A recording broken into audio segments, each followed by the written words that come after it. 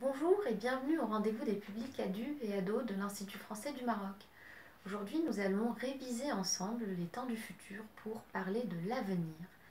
Alors, vous le savez certainement, il y a deux temps du futur qui nous permettent de parler de l'avenir. D'un côté, nous avons le futur proche et de l'autre, nous avons le futur simple. Mais quelle est la différence entre ces deux temps? Alors, le futur proche, comme son nom l'indique, nous permet de parler d'actions qui vont arriver prochainement, bientôt, qui sont rapprochées de notre présent parce que c'est en quelque sorte une continuité de notre présent. C'est un temps qui est aussi un peu informel et très utilisé à l'oral.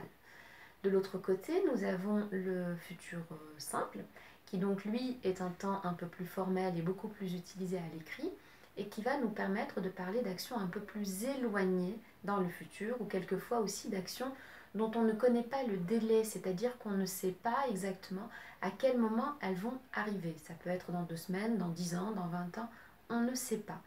Voilà donc globalement les grandes différences d'utilisation de ces deux temps du futur.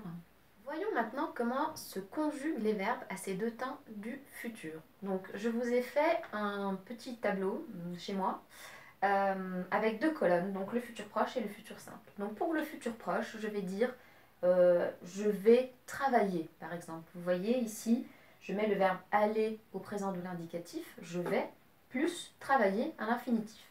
Et ce sera la même chose pour les autres personnes. Tu vas travailler, il va travailler, etc. etc. Voilà, donc ça c'est la base du futur proche.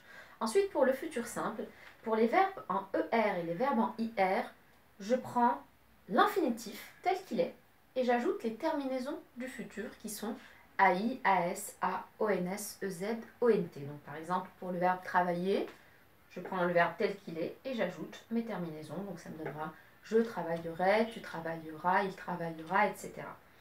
Pour les verbes qui se terminent en E, comme les verbes en DRE, vous savez, apprendre, comprendre, prendre, etc., ce que je fais, c'est que j'enlève le E et j'ajoute mes terminaisons du futur. Voilà. Et c'est très simple. Et c'est comme ça.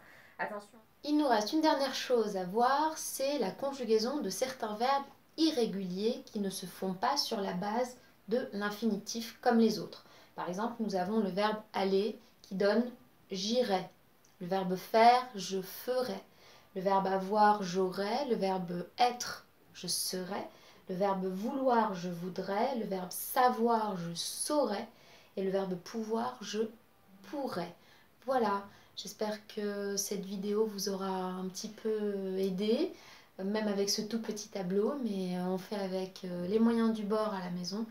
Donc n'hésitez pas à nous poser vos questions et puis à bientôt.